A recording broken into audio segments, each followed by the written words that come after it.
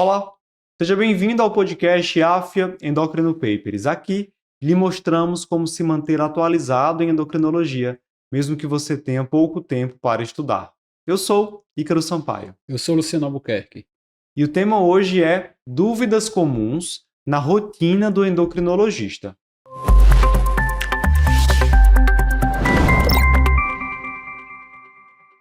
Luciano, no dia a dia de consultório, a gente acaba se deparando muitas vezes com situações, pacientes que acabam trazendo dúvidas importantes sobre temas que vêm sendo discutidos pela imprensa, nas redes sociais, ou pacientes que nos fazem ter dúvidas em relação à nossa conduta, em relação ao manejo daquele caso. Uhum. E a gente selecionou aqui algumas dessas dúvidas comuns do dia a dia de consultório, que são trazidas pelo paciente ou que são dúvidas do próprio médico. Uhum. E a gente vai começar com uma dúvida muito atual, que vem sendo muito falado aí na imprensa, que é essa história da pancreatite causada pelo uso de análogos de GLP-1. Recentemente, a Agência Regulatória do Reino Unido anunciou que estava iniciando uma investigação pela notificação de casos de pancreatite em pacientes que estavam utilizando análogos de GLP-1. Posteriormente, a Anvisa fez uma publicação deixando claro que o uso desses medicamentos deve ser feito por pacientes com indicação, com prescrição médica, porque existe um aumento de alguns eventos adversos. Dentre eles citam lá a pancreatite, e isso na imprensa acabou sendo utilizado assim em manchetes muito sensacionalistas. A última que eu vi foi: Anvisa investiga 6 mortes associadas ao uso de análogo do GLP-1. Então, eu queria que você comentasse um pouco sobre esse tema, essa possível associação entre pancreatite e análogo. Então, Ícaro, assim, quando a gente vai pegar os estudos clínicos com todas as drogas, né, até meta-análise, usando todos os análogos GLP-1 de forma geral, a gente não vê um aumento de risco, né, de pancreatite com o uso de análogos GLP-1. Então, assim, se a gente fosse responder friamente, a resposta seria essa: usar análogo de GLP-1 não aumenta o risco. Só que não é bem assim, a gente tem que discutir isso com mais cuidado, né? Qualquer processo de perda de peso está associado ao aumento do risco de doença de via biliar, né? Está associado ao aumento do risco de colelitíase, de coledocolitíase, que são situações associadas à pancreatite, né? Sim. Pancreatite biliar é uma das situações, assim, das causas mais comuns de pancreatite, tá? Então, se o paciente tem uma perda de peso, ele vai mobilizar essa gordura e essa gordura precisa ser eliminada para algum lugar, a bile está lá, então a bile vai ficar mais litogênica quando você perde peso. Além disso, quem usa análogo de GLP-1, o análogo de GLP-1 ele retarda o esvaziamento gástrico. O paciente vai comer menos, às vezes vai passar mais períodos mais prolongados sem se alimentar. E aí, se não chega alimento ali no duodeno, no começo da primeira porção do duodeno, não tem colecistoquinina, que é o hormônio que estimula o esvaziamento da via biliar. Então você vai ter uma bile mais litogênica e um menor esvaziamento da via biliar. São dois fatores de risco sabidamente conhecidos em relação à doença biliar. Então existe sim uma possibilidade aí, um nexo causal entre o uso de GLP-1, principalmente no contexto de tratamento para perda de peso, para obesidade, e a possibilidade de fatores de risco. Eu preciso fazer um rastreio antes de começar? Não. Assim, pelo menos com imagem, não, né? Mas assim, é de bom tom que você questione o paciente: você já teve pedra na vesícula, Sim. já teve alguma doença no pâncreas, já teve alguma coisa nesse sentido? Então, isso deve fazer parte da anamnese antes de a gente iniciar o tratamento com análogo GLP-1. Então, assim, questione se o paciente tem alguma clínica: eu sinto dor, eu já tive alguma queixa, tarará. Aí é de bom tom você fazer uma imagem. Você não precisa ficar monitorizando amilase, lipase, gama. Assim, sempre vai ter um aumento de amilase e lipase quando você começa, até porque você está estimulando o pâncreas, né? Sim. O mecanismo de ação do GLP-1 envolve o estímulo pancreático. Então, se dosar todo mundo, vai ter aumento das enzimas.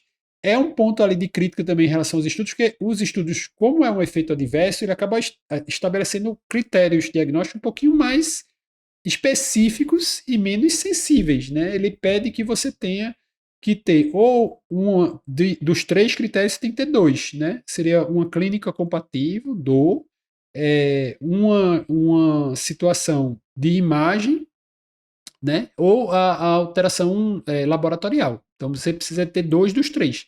Não basta só a amilase subir, não basta só ter a imagem, não basta só ter a dor. Então, assim, muitos pacientes às vezes não querem sair do estudo, está respondendo bem, está perdendo peso, tem uma dor, a dor é mais leve, não relata, não reporta, porque pode ser que seja excluído. Então, tem todas essas situações.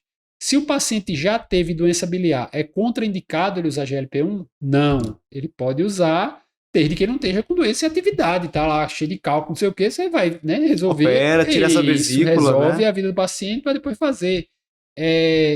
Se o paciente fizer evento durante o uso, aí você tem que ter um pouquinho mais de Sim. cuidado, obviamente, porque a gente está dizendo que a causa é biliar, mas a gente, né, tem que avaliar com cuidado. Até assim, reforçando por que precisa de clínica médica antes da Uhum. endocrinologia, né? Quando o paciente faz um evento, uma coledocolitíase, por exemplo, sintomática, colangite, é recomendado que ele faça a colestectomia profilática no pós quadro agudo ali, né? Então, assim, se o paciente internou no hospital, nada a ver com GLP-1, tinha coledocolitíase, fez uma colangite, fez alguma coisa, ele é indicado que ele esfrie o processo, depois faça a colestectomia. Então, o paciente usando GLP-1, ele tem que ter alguma atenção em relação a isso.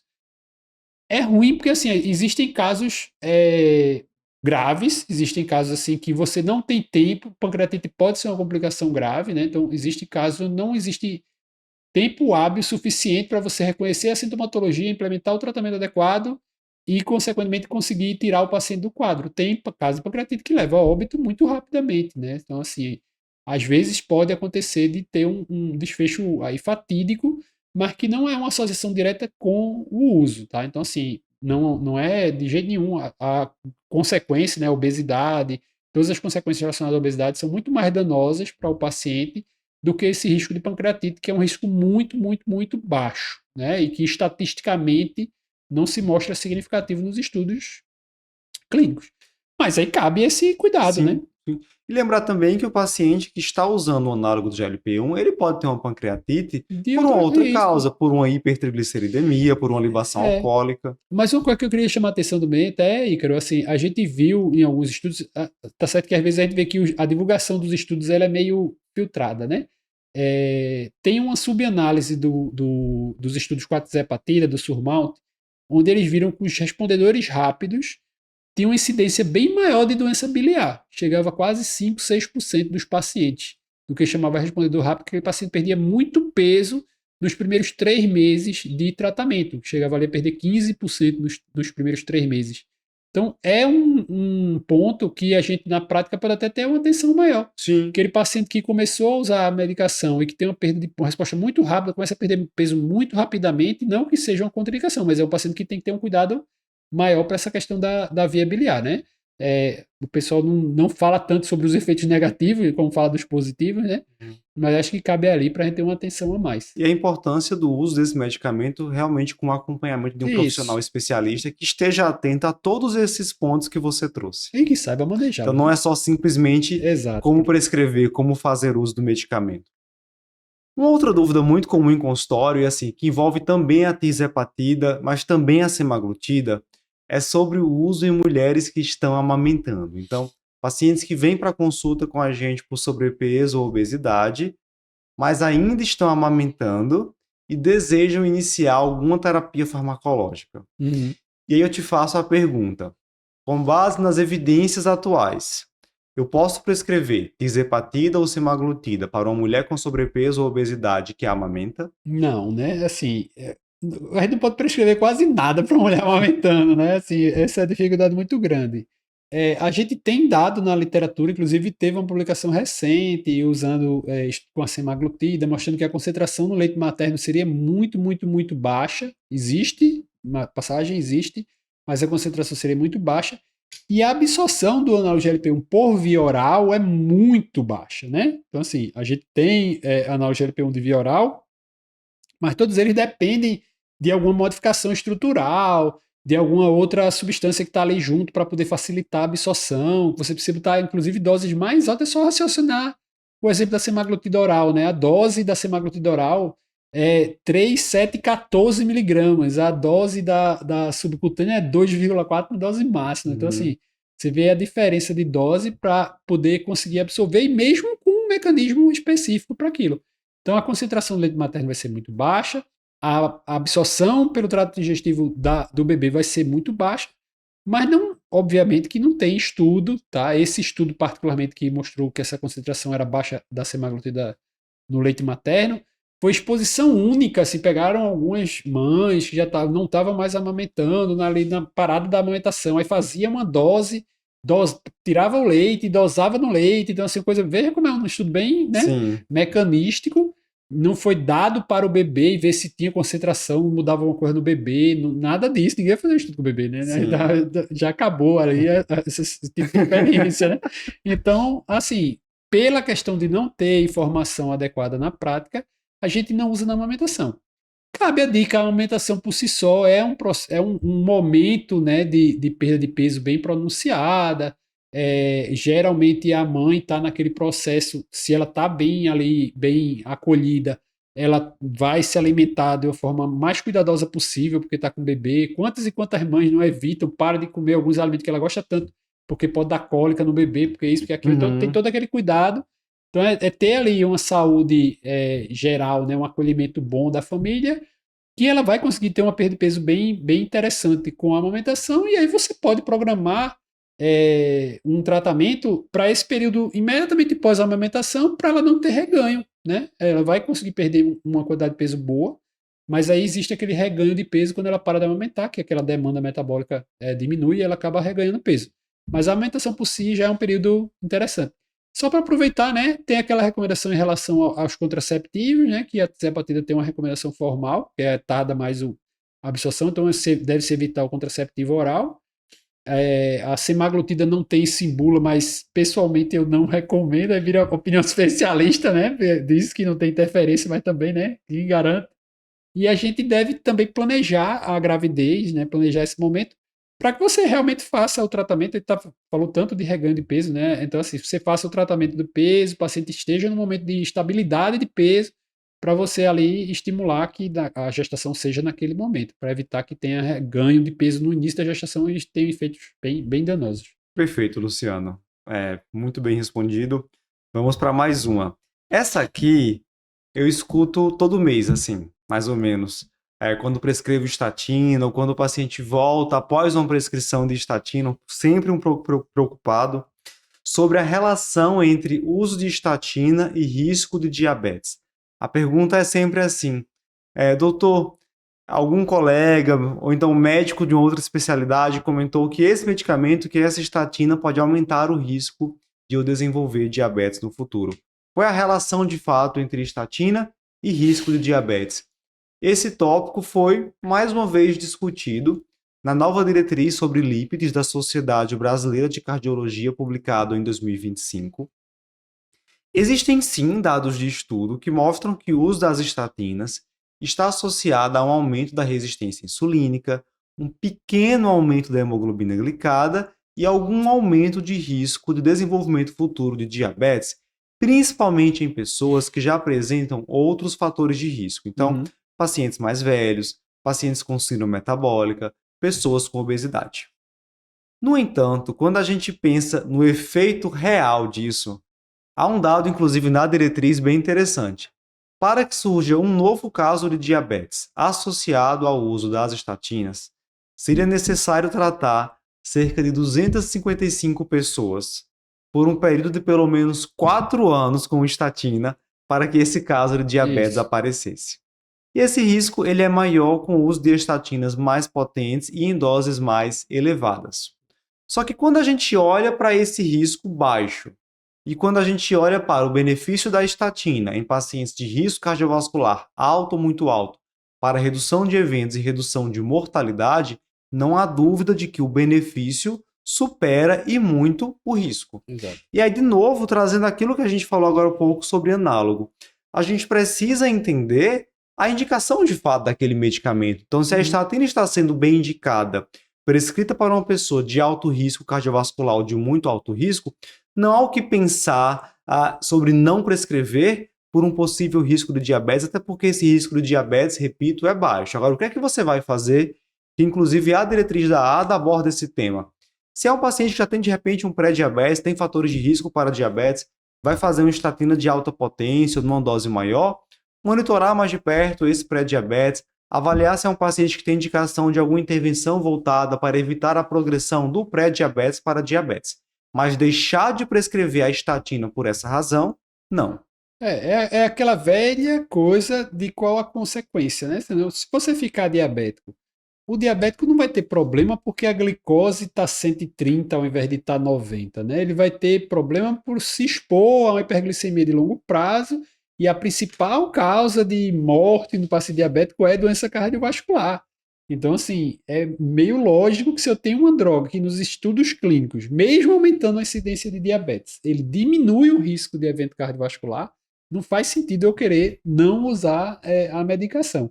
Isso aí ganha força porque o pessoal, assim, gosta de estudar fisiologia e sair com aquela história das vias mirabolantes para dizer, ah, olha, existe uma alteração na cadeia de transporte de elétrons na mitocôndria. Realmente existe, realmente existe, né? Você vai interferir na via do mevalonato, vai ter lá a alteração dos isoprenóides, vai ter tudo isso. Mas, assim, a consequência clínica, o desfecho que a gente vê na prática clínica, ele é favorável ao uso da medicação. Então, se a gente tivesse uma medicação que tivesse esse tipo de interferência e que a gente não visse tanto benefício, aí realmente a gente teria a recomendação de não usar. Se tem um paciente de muito baixo risco, paciente, né? Para todas as situações, seja lá para o que for, se o risco é baixo, o benefício também acaba sendo muito pequeno, e aí você pode pesar esses riscos associados, né? Perfeito, Luciano. Próxima dúvida. Essa é uma dúvida que é trazida pelos nossos pacientes com hipotireoidismo, mas que também é uma dúvida muito do especialista, do Uhum. endocrinologista que acompanha pacientes com hipotireoidismo. Prescrição de T3 para pacientes com hipotireoidismo. Uhum. Claro que assim, eu sei que isso é tema de um outro podcast, né, de uma Uhum. aula apenas sobre esse assunto, mas onde é que nós estamos no momento, Luciano, em relação a esse tópico? A gente tá no mesmo canto, né? Tu fica pra lá e pra cá, mas não sai do lugar, né? Assim, o uso de T3, de novo, mais uma recomendada nessa parte fisiológica e tudo mais, né? Então, falando um pouquinho de fisiologia, o que a gente tem? O T4 é um pró-hormônio, né? Assim, o efeito, tem algumas vias metabólicas que têm ação direta T4, hoje já sabe que tem, mas o principal efetor em relação à funcionalidade do hormônio tiroidiano é o T3, né? Certo. O T3 que vai fazer efeito, vai estimular todas as vias, todas as ações relacionadas. Então o T4 ele precisaria ser convertido a T3, e aí você teria ações das deiodinases para fazer esse tipo de conversão, principalmente D1, D2. Tem alguns pacientes que têm uma alteração no funcionamento das deiodinases e que aí pode ter alguma dificuldade nessa transformação e que acaba que o T3 é menos produzido. Tem alguns pacientes que podem, até pelo uso do T4 em excesso, vamos dizer assim, acabar inibindo a ação de alguma da deiodinase, então esse T4 vai acabar atrapalhando o funcionamento do T3.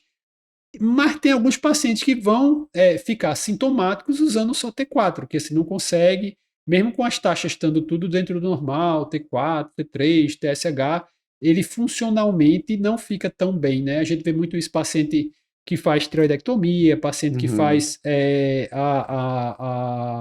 o uso de radiodo para tratar hipertiroidismo, Sim. que tem essa mudança, essa virada muito abrupta, né? Tem alguns estudos que mostram até que o próprio anti-TPO poderia ter algum tipo de efeito em relação à sintomatologia que o paciente apresenta. Então, o primeiro ponto que a gente tem que ter na mente é que essa sintomatologia residual ela é muito confusa para você associar aquilo realmente com alguma medicação. O paciente tem doença autoimune, pode ter outras condições autoimunes associadas, pode ter outras situações nutricionais relacionadas, então tem várias causalidades além do T3. A gente tem que ter na mente que pode ter um efeito ali placebo, de quando você dá T3, você acabar pelo paciente achar que aquele tratamento dele é personalizado, é Sim, individualizado, sim. que aquilo ali vai ter mau benefício, né? Como a gente vê isso com várias coisas, né? Até com vitamina que não serve para nada, a gente Aham. vê esses benefícios. Então, esse efeito placebo, esse efeito psicológico do funcionamento realmente existe, né? Então, assim, que tem um substrato de paciente que não vai responder bem ao T4 puro, tem. Qual é a contrapartida? A gente não tem nenhuma apresentação de T3 disponível para tratar esse paciente, né? Então, você vai manipular o hormônio, que é uma dose muito pequena, que a gente sabe que ali já está dando o hormônio ativo, então se houver um erro de dosagem, se houver um erro na administração, qualquer coisa, o potencial efeito adverso é bem importante, né? Então, assim, teria que ser uma coisa muito, muito, muito específica, muito bem acompanhada, de você conhecer muito bem o paciente para garantir que ele não vai usar errado, de você conhecer muito bem a farmácia onde você vai mandar o paciente usar, preparar o T3, para você ter certeza que aquilo ali não vai vir errado, não vai vir contaminado. Até a forma de liberação desse T3 é É importante. isso, aí vai ter que ter atenção que o T3 é um hormônio de ação curta, que a gente não tem disponível nenhuma formulação de liberação prolongada, que você vai acabar arriscando, tem que tomar mais de uma vez ao dia. É difícil de você monitorizar para saber se a dose está certa ou não.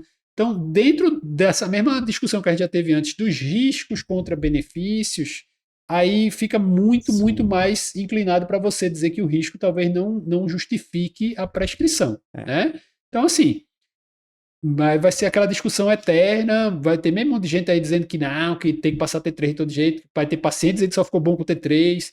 Com certeza tem, mas assim, também tem relatos na literatura de pacientes que fizeram arritmias, tem relato de óbito, tem relato de confusão, então assim, ter muito, muito, muito cuidado nesse tipo de situação e que não é uma regra geral, não é para passar para todo mundo. Ele não é tão inocente quanto a levotiroxina. Não, de jeito nenhum. Porque, como a gente diz, né? Como é um pró-hormônio, o T4, a gente tem aqueles pacientes que não usam, ele manda fazer dose semanal, usa a dose da semana todinha de uma vez só, porque é um pró-hormônio, ele vai precisar ser convertido. Então, o próprio organismo tem alguns mecanismos de segurança ali para garantir que não vai ter nenhum problema. O T3 não tem esses mecanismos, né? Então, você está se expondo ao risco.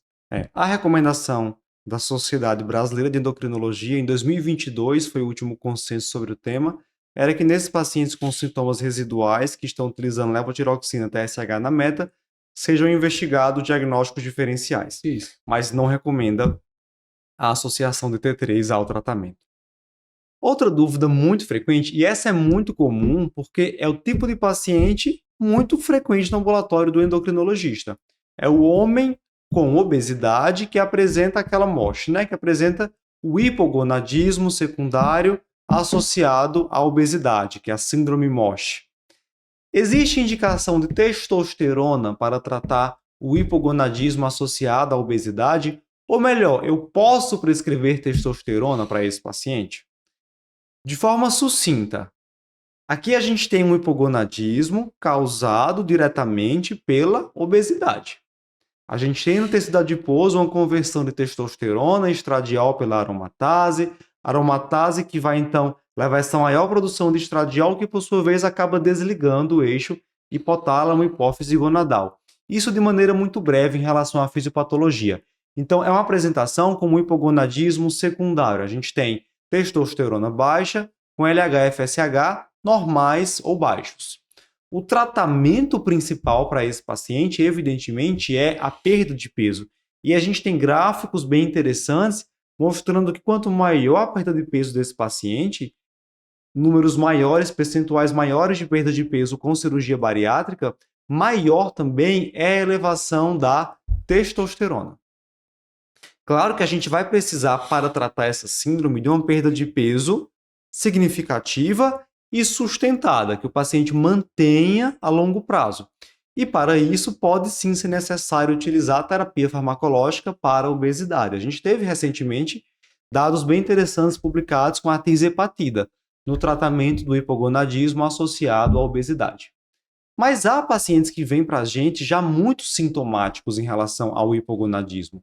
E a gente também sabe, enquanto especialista, que o tratamento da obesidade leva um tempo até a gente alcançar a meta. Hoje menos, né, com drogas como a tirzepatida, mas dependendo do medicamento que você vai utilizar, o paciente demora alguns meses até alcançar o alvo terapêutico. E aí o que fazer nesses pacientes muito sintomáticos? Uma estratégia, por exemplo, quando ainda há desejo de fertilidade, seria utilizar o clomifeno, que assim, o clomifeno é off-label, mas é aquele off-label que todo mundo prescreve e que já tem dados, evidências interessantes sobre ele, ou para o homem muito sintomático, que não tem mais desejo de fertilidade, pode ser considerado o uso da testosterona, e aí nesses casos existe um consenso europeu, se não me engano, sobre hipogonadismo funcional, a melhor estratégia seria a testosterona em gel, porque Isso. levaria a um menor bloqueio do eixo e seria mais facilmente reversível ali quando você interrompe o tratamento. Mas reforço assim, não é nem primeira nem segunda escolha para tratar esse hipogonadismo, fica reservado para aquele paciente muito sintomático, que não tem mais desejo de fertilidade, e se for ser utilizado na forma de gel, mas com muito cuidado para que isso não tire o foco principal, que é o tratamento da obesidade. Muitas vezes o hipogonadismo pode ser ali a moeda que você vai ter para negociar com esse paciente e conseguir uma boa adesão dele ao tratamento da obesidade. Bem, existem outras dúvidas comuns no dia a dia de consultório.